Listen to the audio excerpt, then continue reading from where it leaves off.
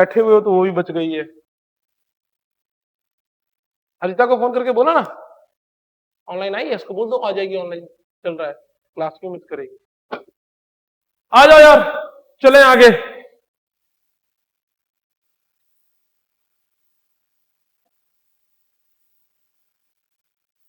आ जाओ, पहले हम पढ़ते हैं कंजर्वेशन ऑफ लीनियर मोमेंटम।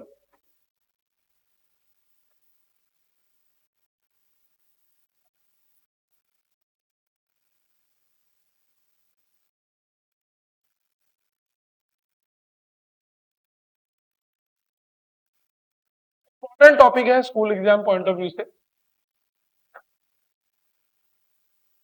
इस पे बेस्ड आपको बहुत सारे न्यूमेरिकल मिलते हैं, ठीक है।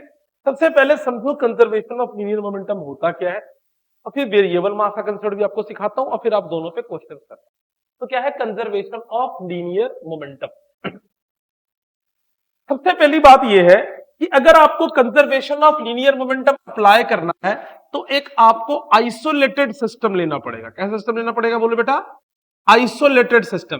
क्या मैंने आपको आइसोलेटेड सिस्टम का मतलब बताया हुआ है? यस, ऐसा सिस्टम जिसके ऊपर कोई एक्सटर्नल फोर्स नहीं लग रही होती। तो कंजर्वेशन ऑफ लीनियर मोमेंटम तभी वैलिड होगा अगर सिस्टम कैसा हो? आइसोलेटेड सिस्टम हो। तो आइसोलेटेड सिस्टम का मतलब क्या हो? There should not be any external force.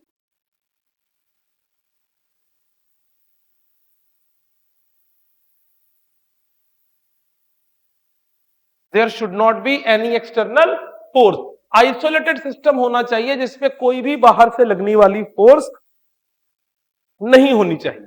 और कहता है कि इफ, इसका स्टेटमेंट क्या है कि if we have isolated system, तो इनिशियल मोमेंटम जो होगा सिस्टम का वो फाइनल मोमेंटम के बराबर हो।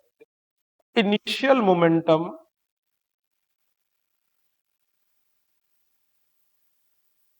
of particles of system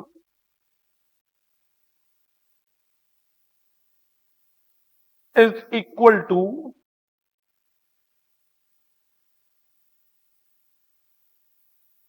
final momentum of particles of system। Initial momentum जो होगा वो बेटा किसके बराबर हो जाएगा बोलो बेटा? फाइनल मोमेंटम के बराबर हो जाएगा। अगर आप एक सिंगल बॉडी के लिए लोगे तो भी ये ट्रू होगा, अगर आप बहुत सारी बॉडीज के लोगे तो भी ये ट्रू होगा। जैसे फॉर एग्जांपल तुम्हारे पास कोई एक सिंगल बॉडी है, आपने पढ़ा है Newton second law of motion. इसका प्रूफ एक सिंगल बॉडी के लिए बता रहा हूं और नंबर ऑफ बॉडीज के लिए बताऊंगा। अगर आपके एग्जाम में कभी आएगा कि proof conservation of linear momentum, तो आप नंबर ऑफ बॉडीज के लिए ही करोगे। तो पहले देखो Newton second law of motion क्या कहता है? F is equal to dp by dt, because no external force is acting, no external force is acting. तो F की वैल्यू कितनी हो जाएगी बोलो बेटा? 0। मैंने आपको सिखाया है ना किसकी डिफरेंशिएशन 0 होती है? कांस्टेंट की। किसकी डिफरेंशिएशन 0 होती है? कांस्टेंट की। तो यहां से क्या समझ में आया? Momentum is constant. बात समझ में आ रही नहीं आ रही है? पहले इतनी बात लिख लो, फिर थोड़ी और बातें बताता हूं, फटाफट लिख लो।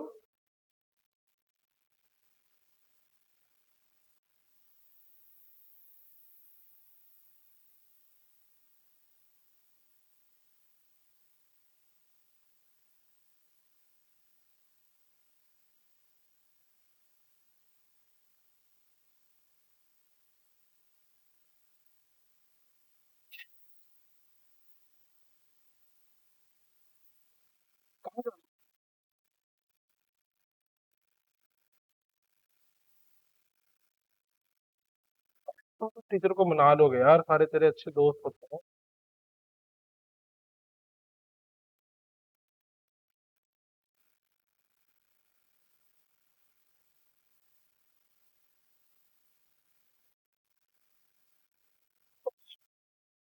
तो अच्छा मौसम में पढ़ाई करो, है ना।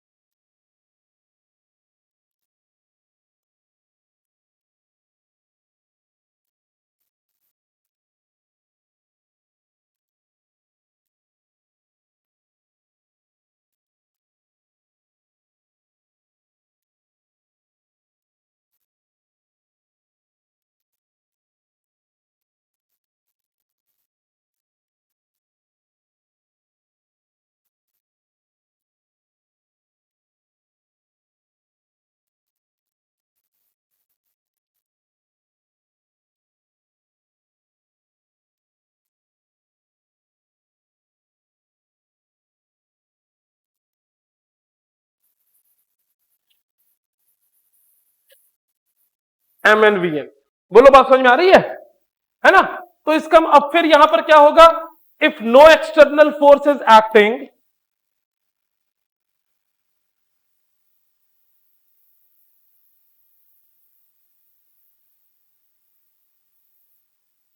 तो एफ की वैल्यू क्या हो जाएगी बोलो बेटा, 0। पहले यहां तक नोट डाउन करो, लिखने की जगह नहीं है, जल्दी से लिखो फटाफट।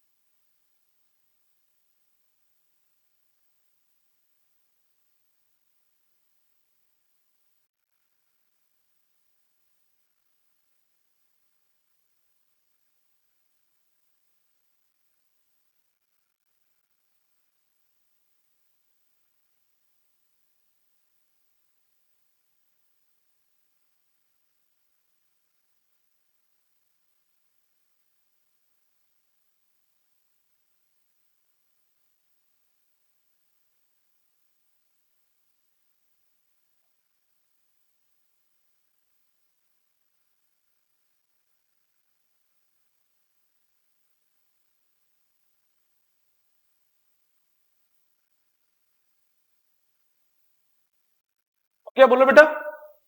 ओके, ऊपर वाला रब कर दूं?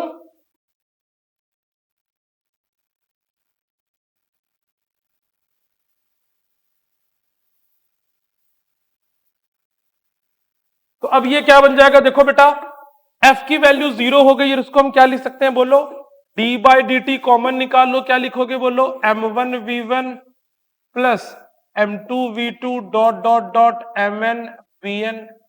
बात समझ में आ रही है नहीं आ रही है? फिर 0 is equal to d by D t of पहले का मोमेंटम दूसरे का momentum dot dot dot n momentum. और अगर सबका मोमेंटम p है तो p इज इक्वल टू क्या हो जाएगा, कांस्टेंट,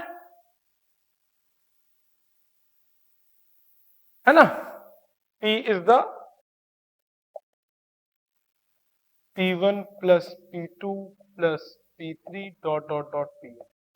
अभी तक मैंने आपको बस सारी थ्योरेटिकल बातें की है, पहले नोट डाउन करो, फिर मैं आपको कंजर्वेशन ऑफ लीनियर मोमेंटम पूरी तरह से समझाता हूं। पहले मैंने आपको पूरी बात इसकी लिखवा दी, अब मैं एक एक करके कंजर्वेशन ऑफ मोमेंटम की आपको पूरी बात समझाता हूं।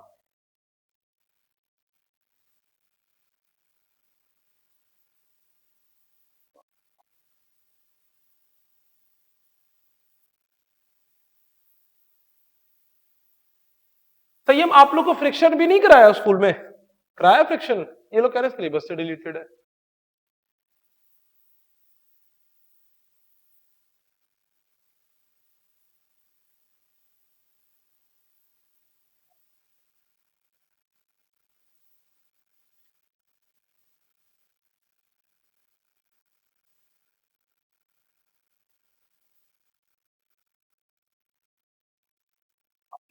क्या सिलेबस की ना एक्सटेंसिव पढ़ाई करो अच्छे से, सारे टूल्स की और क्वेश्चन की, आपका बेसिक अच्छा होता चला जाए। ठीक है बेटा, रब कर दूं? ठीक है, ओके, आ जाओ। अब मैं एक बार पूरी बात को आपको समझाता हूं। देखो आप एक बार पढ़ो मैंने क्या लिखा है आपको। अगर आपको कंजर्वेशन ऑफ लीनियर मोमेंटम लगाना है, ये पता है क्या, ये वो टॉपिक है जो मैंने देखा है 9th का बच्चा सबसे ज्यादा जिसमें परेशान होता था।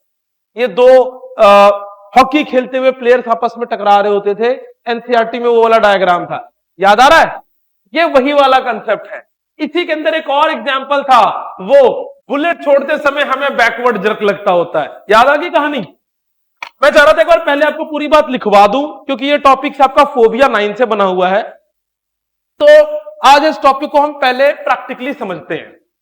देखो, आपको जब कभी भी कंजर्वेशन ऑफ मोमेंटम लगाना है तो आपको सबसे पहले क्या डिसाइड करना पड़ेगा बोलो बेटा, एक सिस्टम। अगर आपको कभी भी क्या लगाना है बोलो बेटा, कंजर्वेशन ऑफ लीनियर मोमेंटम, तो आपको सबसे पहले क्या डिसाइड करना पड़ेगा बोलो बेटा, system.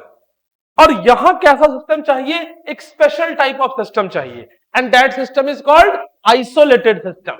And what do mean by isolated system? इस सिस्टम पे कोई भी बाहर से एक्सटर्नल फोर्स नहीं लग रही हो। चलो इतनी बात तो ठीक हो।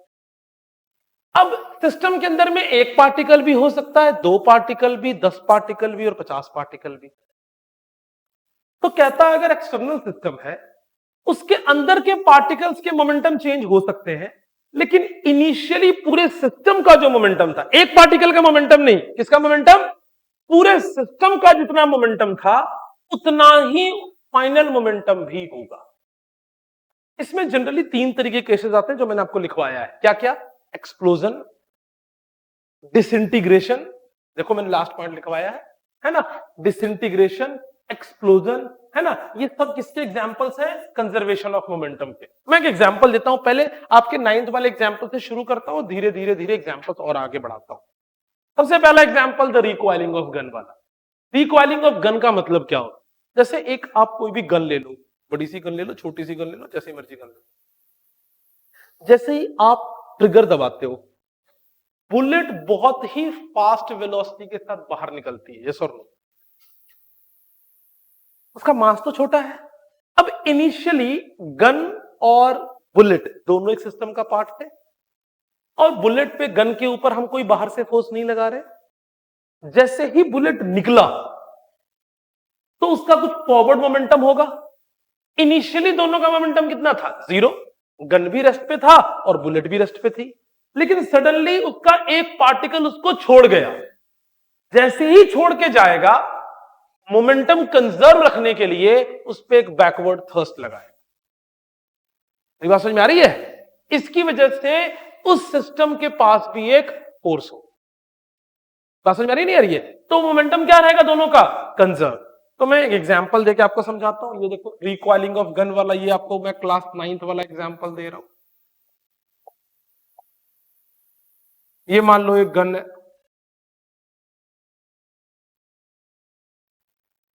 और इसके अंदर ये बुलेट है। मान लेते हैं गन का मास है capital M. What is capital M? Mass of gun. And what is small M?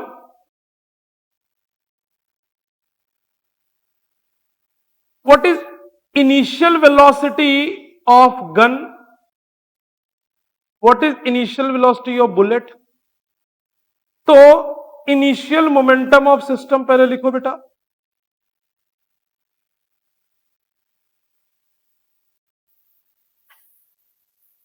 क्या होगा बोलो बेटा? Capital M into u g plus small m into u b. बोलो यस और नो? दोनों 0 है तो मोमेंटम इनिशियल की वैल्यू किसके बराबर होगी बोलो? बात समझ में आ रही नहीं आ रही है? उसके बाद थोड़ी देर के बाद बुलेट यहां से फायर हो चुका है, बुलेट आगे जा रहा है v वेलोसिटी के साथ। बोलो बात समझ में आ रही नहीं आ रही है? तो what is v? Final velocity of bullet.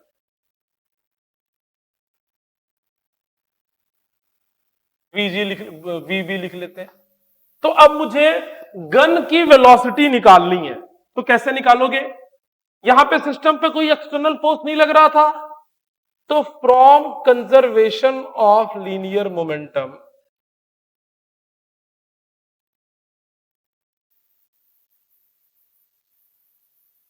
क्या लिखोगे बोलो बेटा? Initial momentum is equal to final momentum. क्या है इनिशियल मोमेंटम बताओ? इनिशियल मोमेंटम क्या लिखोगे? 0। और फाइनल मोमेंटम क्या लिखोगे बोलो? Mass of gun into velocity of gun plus mass of bullet into velocity of bullet. बोलो पूरी बात क्लियर है? यही लिखेंगे। ओके, हमें क्या चाहिए? Mass of sorry velocity of gun.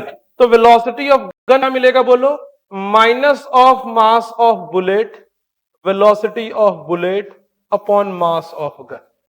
आ रही बात समझ? और ये नेगेटिव साइन क्या दिखाता है कि अगर बुलेट आगे जा रही होगी तो गन किधर जाएगी? गन के पीछे की तरफ जाने की कोशिश होगी। तो negative sign shows that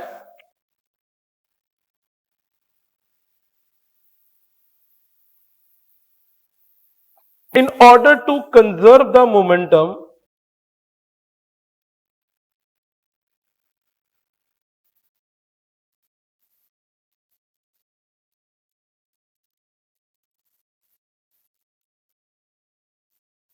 the gun will move backward.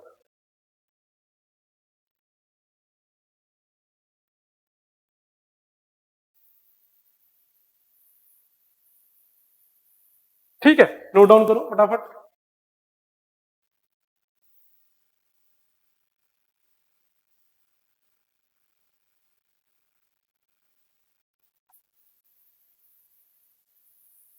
Vector form में लिखना है।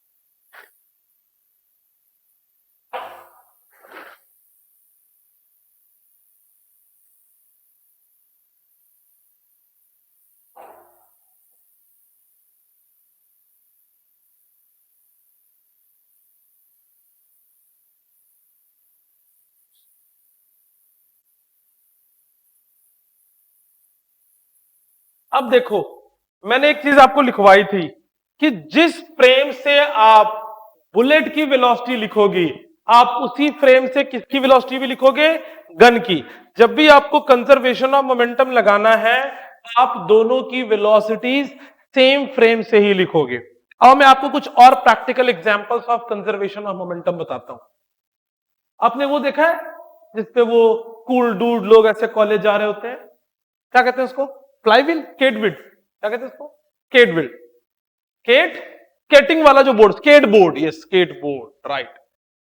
मान लो ललूराम कॉलेज अपना जा रहा है स्केट बोर्ड पर, फिर उसने स्केट बोर्ड रोका। जैसे वो स्केट बोर्ड से बाहर जंप करेगा, स्केट बोर्ड किधर जाएगा? पीछे। आगे भी नहीं जाएगा, पीछे जाएगा। जो स्केट बोर्ड के ऊपर है, तो स्केट बोर्ड और वो आदमी दोनों क्या बन चुका है? सिस्टम। जैसे ही वो आदमी आगे जाएगा, स्केट बोर्ड किधर जाएगा? पीछे। किस वजह से? In order to conserve the linear momentum, in order to conserve the linear momentum. और कुछ एग्जांपल्स देखो बेटा, ध्यान से सुनो मेरी बात। अपने पटाखे देखे? पटाखे है ना? देखो जरा एक एग्जांपल देके आपको समझाता हूं। जो मैंने आपको डिसइंटीग्रेशन का एग्जांपल दिया ना, डिसइंटीग्रेशन पे बहुत सारा बेस्ड क्वेश्चन होता है। रब कर दूं?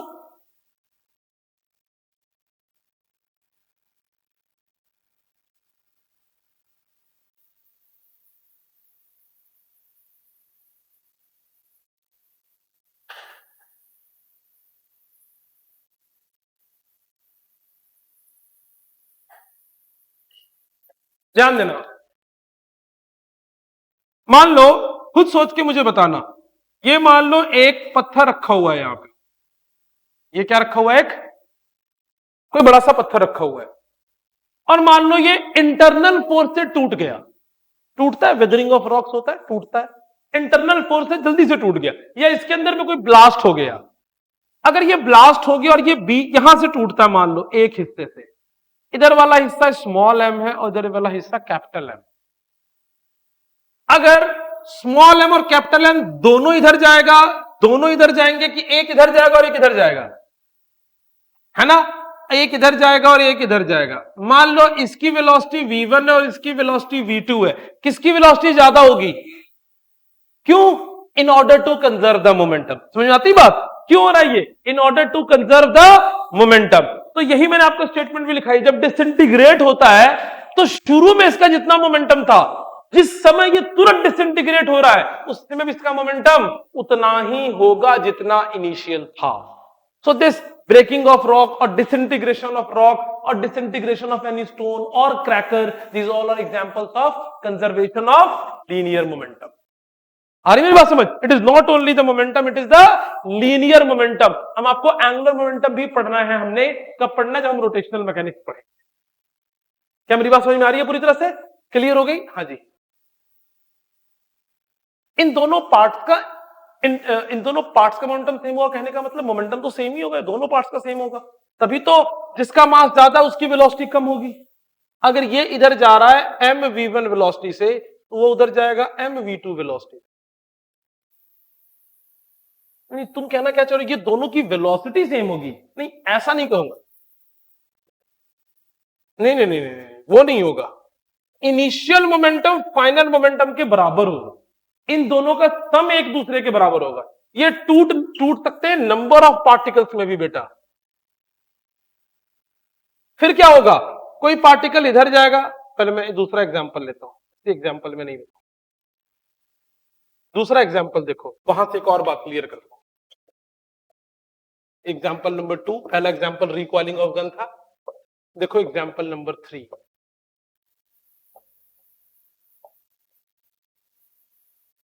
मान लो ये बहुत सारे हिस्सों में टूटा, हो सकता ना यार?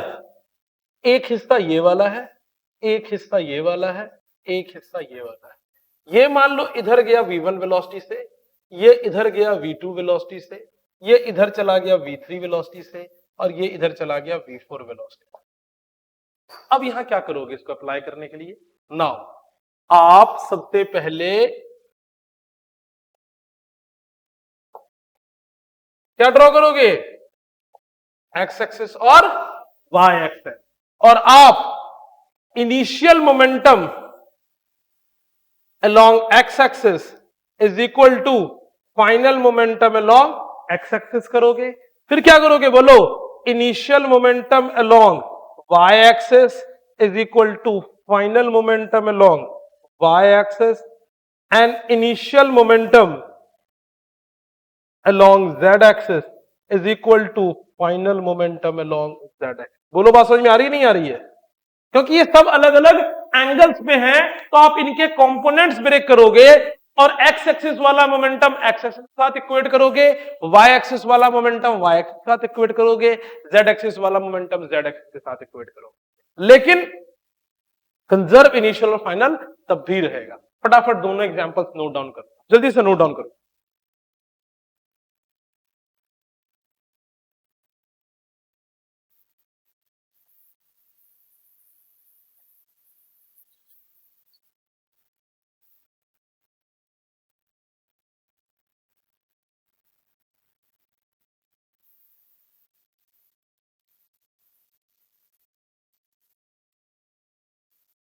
टीपीपी नंबर 4 डीवी नंबर 5 12 से 17 4 और 5।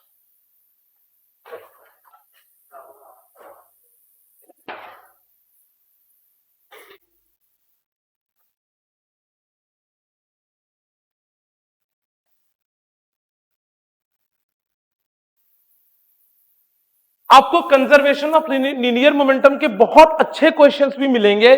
अभी आपको मैं बेसिक क्वेश्चंस की डीपीपी दे रहा हूं, इसका अच्छा क्वेश्चन सेंटर ऑफ मास के साथ मिक्स होके आता होता है। एक आपको वेरिएबल मास भी पहले करवा देता हूं, तो फिर आपका सिलेबस खत्म हो जाएगा, फिर दोनों की आज डीबीपी दे दूंगा।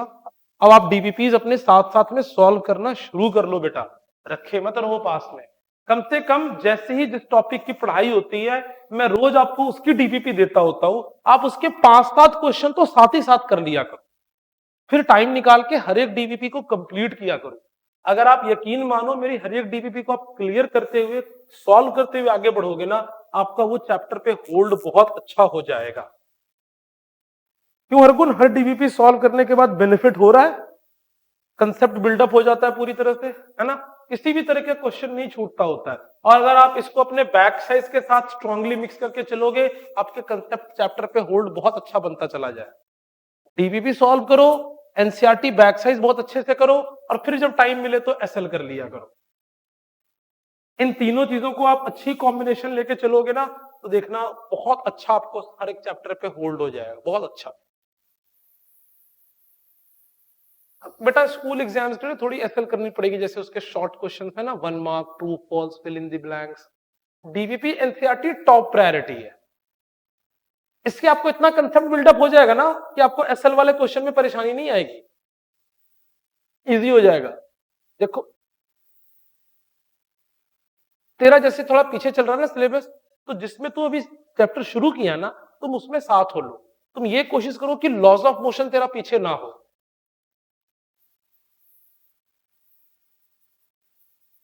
हाँ, तो पहले लॉज ऑफ मोशन को तो अपना पूरा स्ट्रॉन्ग कर ले, पूरी बैक साइज, पूरी थ्योरी, पूरी डीबीपी, कि लॉज ऑफ मोशन का टेस्ट हो तो बिल्कुल फोड़ दे, ठीक है। फिर जब टाइम मिले तो पीछे वाला काम कंप्लीट करते चल। ओके बेटा, डन है, आगे चलो। Okay, now we will deal with the last concept of this chapter of laws of motion, not friction, excluding friction, that is the variable mass system. आ जाओ, आपको मैं variable mass system पढ़ाऊं।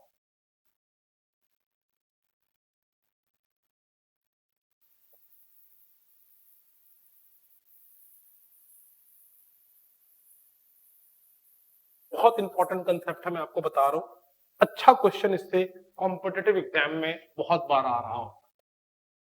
Basic NCERT में कई बार बहुत छोटे तरीके से ये यूज किया जाता है, पर इससे आपका कंसेप्ट बहुत अच्छा बिल्डअप होगा। मैं क्या कह रहा हूं, बोलो बेटा, वेरिएबल मास सिस्टम। अभी तक आपने क्या पढ़ा था कि मास को हम हर जगह क्या मानते हैं, कांस्टेंट, ठीक है। लेकिन मास भी वेरी कर सकता है, बहुत सारे एग्जांपल्स हैं। चलो मैं कुछ एग्जांपल्स की बात करता हूं। मान लो कि मनवीर अपना घर बनवा रहा है और इसने एक ट्राला रेत मंगवाया, ठीक है। और जो रेत जो ट्राला वाला लेकर आ रहा था, उसके ट्राला का सिस्टम पीछे जो लगाने वाला होता है ना, जिसको लॉक लगाते होते हैं, वो ठीक नहीं था। तो रेत उसने फिल कर दिया। अब वो जो आ रहा था तो रास्ते में रेत गिराते हुए आ रहा था, तो थोड़ी देर के बाद जो है उसका मास ट्राले का घटता जाएगा, बढ़ता जाएगा, कि कांस्टेंट रहेगा, घटता जाएगा, है ना। अब तो ऐसा होता नहीं, लेकिन मान लेते हैं कि पिछले जन्म में लल्लूराम एक शरारती बच्चा था, और जो भी बालिकाएं सर पे मटकी में पानी लेके जा रही होती थी, ये उनको गोलियां मारता था। तो एक बालिका सर पे पानी का मटकी लेके जा रही थी, लल्लूराम कन्हैया भरा फिरता था, इसने एक कंचा मारा, उसमें छेद हो गया, उसका पानी कॉन्टिन्यूसली क्या हो रहा है, गिरता जा रहा है। तो जो सर पे लोड लेके वो बालिका जा रही थी, उसका मास दोनों का सेम है कि बराबर है, मतलब वेरिएबल है कि सेम है, वेरिएबल है। तो an example of variable mass system. एक और एग्जांपल लेते हैं। मान लो ब्रह्म प्रकाश स्कूटर, अच्छा मैंने पंजाब में आया था ना, तो एक नई चीज मैंने देखी थी कि लोग यहाँ स्कूटर पे या बुलेट में या बाइक के पीछे जो स्टैंड होता है ना, जो वहां पे पकड़ने वाला, वो हटा देते हैं, निकाल देते हैं। देखा आपने? पहली बार यहीं आके देखा था। तो मैंने ब्रह्म प्रकाश भी स्टाइलिस्ट आदमी है, इसने पीछे वाला स्टैंड हटा दिया। ब्रह्म प्रकाश आराम से जा रहा था, पीछे इसकी धर्मपत्नी बैठी थी, वो धीरे से सड़क के गिर गई, ये अपना जा ही जा रहा है। तो बात समझ आ रही कि नहीं आ रही है? ऐसे आके किसी ने पूछा पत्नी कहां गई, बोला पता नहीं। बात समझ में आ रही है? ये भी एग्जाम्पल किसका होगा, कांस्टेंट मास सिस्टम और variable mass system, variable mass system, ठीक है। कुछ और एग्जाम्पल लेते हैं। आपने रॉकेट के बारे में पढ़ा होगा, देखा होगा, कॉन्सेंट्रेट करो, मेरी बात पे सुनो, बस रखो। आपने रॉकेट के बारे में पढ़ा होगा या रॉकेट को देखा होगा। रॉकेट क्या करता है, खुद से बहुत सारा स्मोक नीचे की तरफ छोड़ रहा होता है, बोलो यस और नो। जब वो बहुत सारा स्मोक रॉकेट से निकल रहा होता है, तो रॉकेट में एक अपथ्रस्ट लगती है, उसका मास वेरी करता है, और जिसकी वजह से रॉकेट ऊपर की तरफ जाना शुरू हो जाता है। यस और नो, मेरे समझ में आ रही है? जिसकी वजह से रॉकेट क्या होता है, ऊपर की तरफ जाना शुरू हो जाता है। तो these all are the examples of variable system. देखना जरा, मैं वेरिएबल मास सिस्टम का कंसेप्ट को भी न्यूटन सेकंड लॉ से आपको दिखाता हूं, फिर आपको उस फॉर्मूला का भी मतलब समझाऊंगा। एफ इजिकल टू क्या होता है बोलो बेटा, डीपी बाई dt। यही Newton second law of motion है।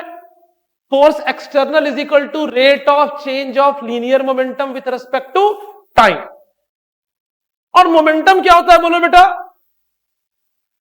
Mass into velocity. अब मास एक कांस्टेंट क्वांटिटी है कि वेरिएबल है? वेरिएबल है, तो अब मास तो बाहर आएगा नहीं अच्छे बच्चे की तरह। तो ये क्या बनेगा बोलो बेटा, डीपी की जगह क्या लिखोगे बोलो, mass into velocity bye dt। तो फोर्स क्या आ जाएगा बोलो, वेलोसिटी कांस्टेंट हो गया और ये क्या बचेगा बोलो, dm बाय dt। बोलो बात समझ में आ रही है नहीं आ रही है? ये रिलेशन बन गया। तो वेरिएबल मास में आप हमेशा इसी रिलेशन को यूज करोगे। You will use this relation in the concept of variable mass. अब बोलोगे कि सर इस वेरिएबल मास में F क्या है, V क्या है और dm बाई dt क्या है?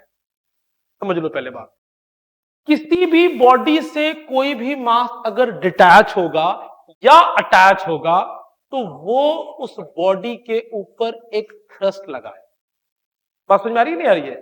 किसी भी बॉडी से अगर कोई भी मास हटेगा ना तो भी उस सिस्टम के ऊपर वो क्या लगाएगा, एक थ्रस्ट। और उसके ऊपर कोई सिस्टम एड ऑन होगा तो भी क्या लगाएगा, एक थ्रस्ट। तो so this F is the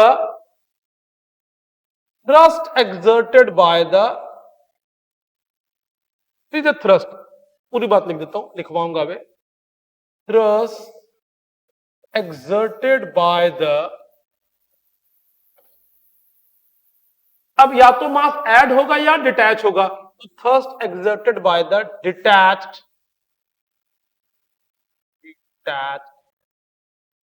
और अटैच्ड मास। बोलो बात समझ में आ रही है? ये F क्या है, ये F वो फोर्स है, वो थ्रस्ट है जो कौन लगा रहा है, डिटैच और attach mass. dm by dt क्या है, the mass is either attach system और डिटैच टू द सिस्टम। तो dm बाई dt की वैल्यू आप पॉजिटिव लोगे if mass is being attached.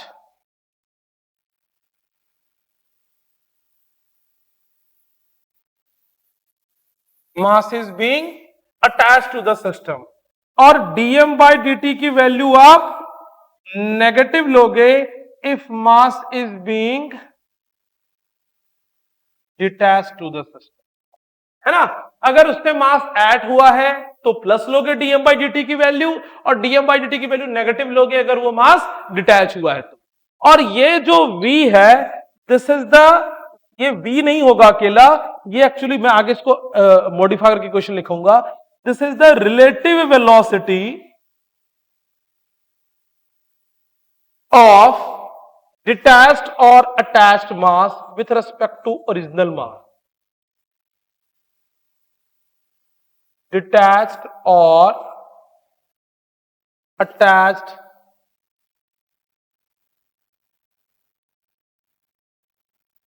Mass with respect to original मास।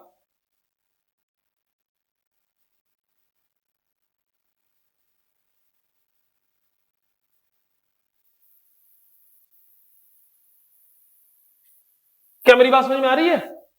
समझना, जैसे जैसे ब्रह्म प्रकाश आगे जा रहा था और इसकी धर्मपत्नी जी पीछे गिर गई, तो उसकी कौन सी वेलोसिटी लिखेंगे, वेलोसिटी ऑफ धर्मपत्नी of Brahm Prakash with respect to moving scooter and Brahm Prakash, या मूविंग स्कूटर। नहीं मेरी बात समझ में आई? किसी बॉडी से, मान लो मैं सुबह भागने जाता हूं, जाता तो हूं नहीं, मान लेते हैं, तो मान लो मैं सुबह दौड़ने जाता हूं और मेरे ऊपर वाले पॉकेट पे एक फोन रखा था। जैसे मैं भागता जा रहा था, फोन मेरे पॉकेट से निकल के गिर गया। तो जैसे ही मेरे पॉकेट से पेन निकल के गिरेगा, तो आप ये जो वेलोसिटी लिखोगे, किसकी वेलोसिटी लिखोगे, वेलोसिटी ऑफ मोबाइल या पेन जो भी गिरा है विथ रेस्पेक्ट टू मी। है ना। ये उसकी ओरिजिनल वेलोसिटी नहीं होगी, उसकी कौन सी वेलोसिटी होगी, रिलेटिव वेलोसिटी। मेरे से पॉकेट से पेन या मोबाइल निकला है तो डीएम बाई डी की वैल्यू नेगेटिव, और जब वो मेरे से निकलेगा तो it may exert some thrust on me. अब वो थ्रस्ट मैं अलग अलग एग्जांपल लेके आपको लिखवाऊंगा। लिखो, मैं आपको पहले लिखवाता हूं, फिर इस बात को आप नोट डाउन करना। हाँ जी, हमने v कांस्टेंट लिया क्योंकि वो रिलेटिव वेलोसिटी है ना। अब आगे देखो, यहां पर वो बात क्लियर हो गई। वो तो जिस वेलोसिटी से डिटैच होगा वो तो एक कांस्टेंट वेलोसिटी होगी, वो वेरी थोड़ी कर रही होगी जब उससे डिटैच होगा। तो जैसे ही मैं जा रहा हूं तो एक वेलोसिटी से मेरे से वो अलग हुई होगी। तुम ये पूछ रहे थे तब मैंने इग्नोर किया था कि मैं वेट करो, वेट करो, जब मैं खत्म करूं टॉपिक तो अपनी बात पूछो, सारी बात क्लियर हो जाएगी। तो ये कौन सी वेलोसिटी है, ये वो वेलोसिटी है जिसके साथ उससे बॉडी डिटैच हुई है। ये एक्चुअली अब वी नहीं होगी, इनिशियल वेलोसिटी होगी, क्योंकि फाइनल वेलोसिटी तो कुछ और हो जाएगी उसकी, है ना। तो इसको हम यू लिखेंगे यहां पर। तो अभी अभी आप ऐसे ही रहने दो, पहले आप लिखो, फिर बाद में मैं पूरी बात लिखवाता हूं। लिखो, when a certain mass when a certain mass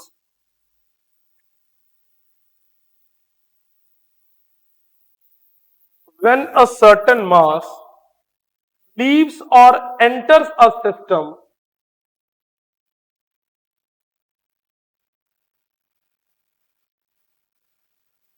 when a certain mass leaves or enters a system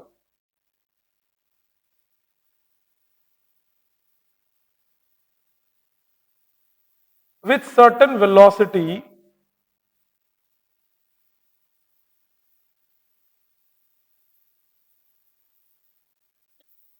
with respect to system,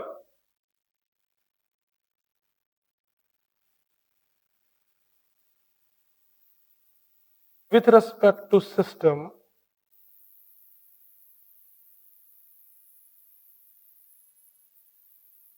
it exerts a force on a system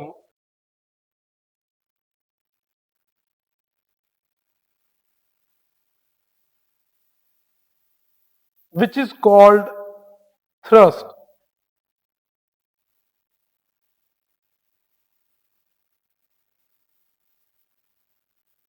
Which is called thrust.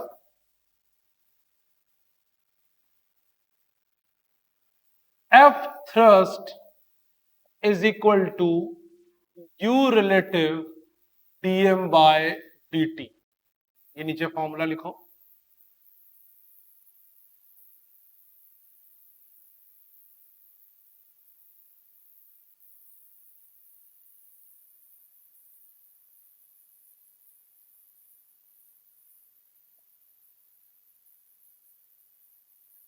अब लिख, हाँ अभी सारा लिख।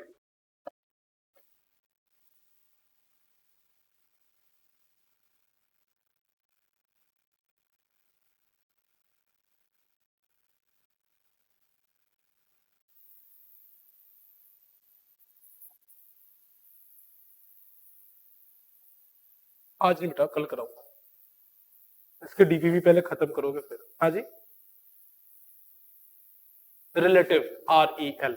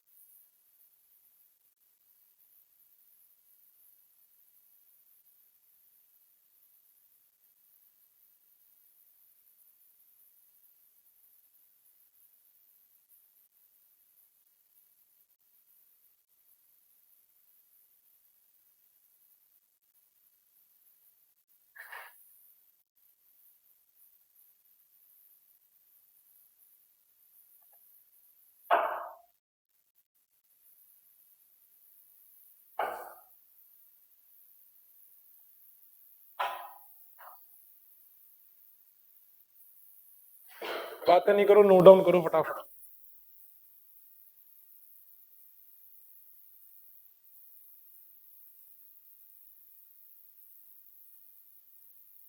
आगे चलो बेटा।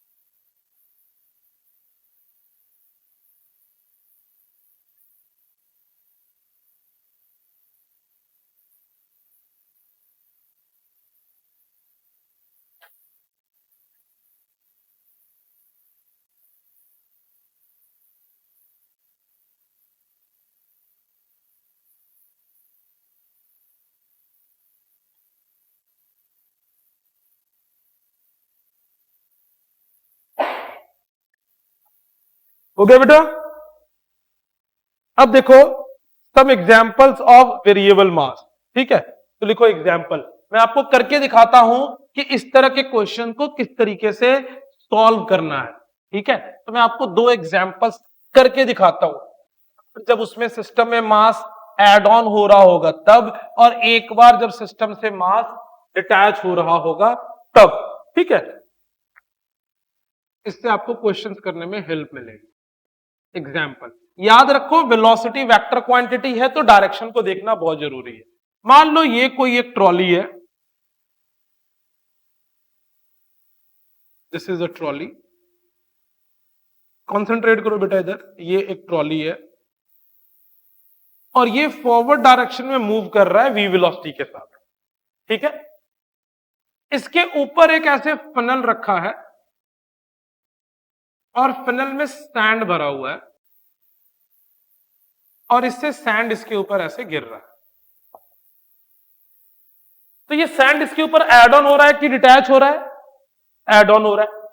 अगर आपसे पूछेगा कि ये सैंड इस पे कितनी फोर्स लगाएगा, तो आप बहुत ही क्लियरली निकाल सकते हो। कैसे निकालोगे बोलो बेटा? F thrust is equal to u relative DM by D T. बोलो यस और नो।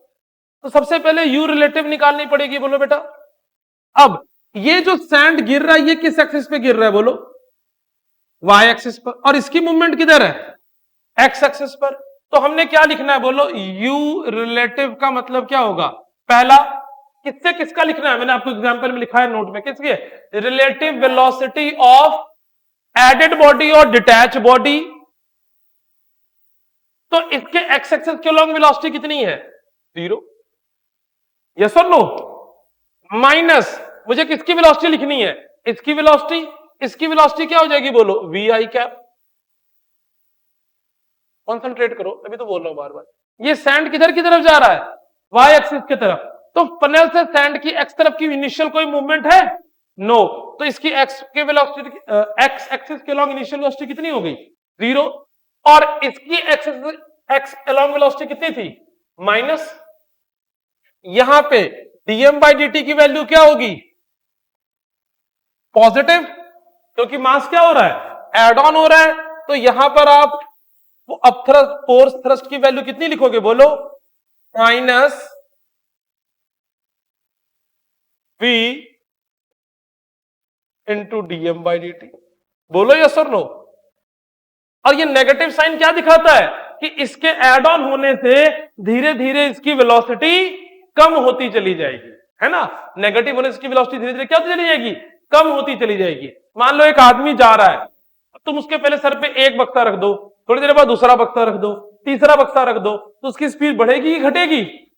कम होती चली जाएगी। एक तो बात ये हो। नोट डाउन करो इस एग्जांपल को, फिर दूसरा एग्जांपल लिखता हूं, फटाफट लिखो।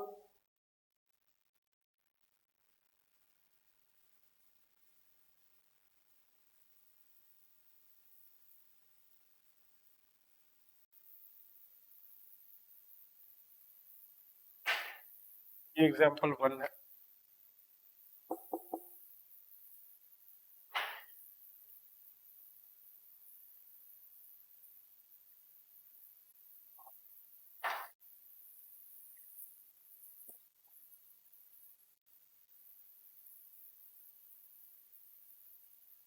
कोई डाउट बेटा? देखो आपके पास दो डीबीपीज मिली हैं, कौन कौन सी? एक मिल गई है वेरिएबल मास की, है ना, आप इसको सॉल्व करना, और दूसरी डीबीपी आपको मिली है कंजर्वेशन ऑफ लीनियर मोमेंटम की, है ना। आप इन दोनों डीबीपीज को आज घर जाके सॉल्व करो। 16-17 क्वेश्चन है, आज इसको घर जाके दोनों को खत्म करें, इसको साथ ही साथ खत्म करें ना, कंसेप्ट साथ ही साथ आपका क्लियर हो जाएगा। जो नहीं होगा उसके लिए तो फिर मैं डाउट लूंगा ही आपके। नेक्स्ट एग्जाम्पल देखो,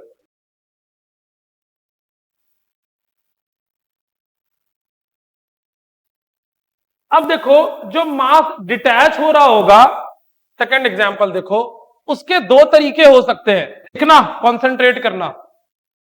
फिर से मान लो ये एक ट्रॉली है, ये बड़ा इंटरेस्टिंग होने वाला एग्जांपल, एंड रिजल्ट बड़ा इंटरेस्टिंग होने वाला, ध्यान देना। और इसके अंदर फिर से क्या है, सैंड फिल्ड है, और इसके नीचे यहां छोटा सा एक होल है, जिससे सैंड नीचे की तरफ क्या होता जा रहा है, गिरता जा रहा है। बात समझ में आ रही नहीं आ रही है? तो अब देखो जरा सा, अब यहां ध्यान से देखना, फिर से हम फिर से निकालेंगे फोर्स थ्रस्ट की वैल्यू क्या होगा, बोलो, u relative DM by DT. यहां डीएम बाय डीटी की वैल्यू पॉजिटिव आएगी कि नेगेटिव आएगी? नेगेटिव, क्योंकि मास तो सिस्टम से कम हो रहा है। यू रिलेटिव की वैल्यू निकालो, यू रिलेटिव निकालते हैं। सैंड की इनिशियल वेलोसिटी, ये इधर की तरफ मूव कर रहा है वी वेलोसिटी से, तो सैंड की इनिशियल वेलोसिटी कितनी है, वी आई कैप, क्योंकि सैंड कहां था, ट्रॉली के अंदर ही है ना, बोलो यस और no, sand is still inside the trolley, तो सैंड की इनिशियल वेलोसिटी कितनी है, V I cap, minus trolley की इनिशियल वेलोसिटी कितनी है, वी आई कैप, क्योंकि सैंड और ट्रॉली दोनों उसके अंदर ही है। मान लो तुमने पानी पी रखा 2 लीटर, तो पानी तुम्हारे पेट के अंदर है, तो तुम इधर चल रहे हो, तो पानी की वेलोसिटी भी कितनी है, इनिशियल वेलोसिटी इतनी है। एक बलून ले लो, बलून में पानी भर दो, और एक छोटा सा बलून के नीचे होल कर दो, इनिशियल वेलोसिटी उस वाटर की कितनी होगी, जितनी वेलोसिटी के साथ बलून मूव कर रहा होगा एक्स एक्सिस पे, तो रिलेटिव वेलोसिटी की वैल्यू कितनी आ गई, 0। तो फोर्स की वैल्यू कितनी हो जाएगी, 0। इस केस में जब वो उससे निकल रहा होगा, तो वो उस ट्रॉली पर कोई भी फोर्स नहीं लगा सकेगा, तो trolley will move in uniform velocity, तो ट्रॉली विल मूव इन, बहुत इंपॉर्टेंट कंसेप्ट आपको सिखा रहा हूं, आप बहुत कॉन्सेंट्रेशन से सुन नहीं रहे हो, तो ट्रॉली विल मूव इन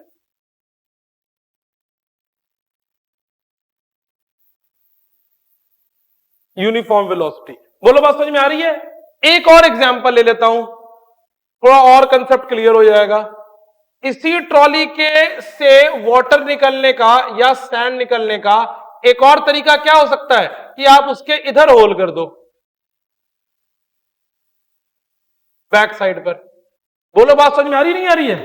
तो अब ये सैंड आगे कितनी वेलोसिटी से जा रहा है, बोलो बेटा, v वेलोसिटी के साथ, यस और नो, और इनिशियली सैंड किस वेलोसिटी के साथ बाहर निकल रहा होगा, -v वेलोसिटी के साथ, है ना, तो इससे ये निकल रहा है। अब यहां पर देखो क्या होगा, बोलो, F, अब थ्रस्ट की वैल्यू या थ्रस्ट की वैल्यू लिखोगे, तो यहां पर क्या लिखोगे, बोलो, U relative dm by dt। यहां dm बाई dt की वैल्यू क्या आएगी, फिर से नेगेटिव, बोलो यस और नो। अच्छा, ये जैसे ही मूव कर रहा है तो सैंड पीछे की तरफ जा रहा है, ये जैसे ही आगे मूव करेगा सैंड किधर जाना शुरू करेगा, पीछे की तरफ। ठीक से बैठो क्लास में। तो यहां पर क्या लिखोगे, बोलो, u रिलेटिव की वैल्यू -v आई कैप -v आई कैप, तो ये क्या हो जाएगा, बोलो, -2v आई कैप। इस केस में फोर्स की वैल्यू कितनी लगेगी, बोलो, -2 -dm बाई dt, बोलो यस और नो। इन दोनों को सॉल्व करोगे तो फोर्स की वैल्यू क्या हो जाएगी, 2v dm बाय dt। बात समझ में आ रही है? नोट डाउन कर लो फटाफट, है ना।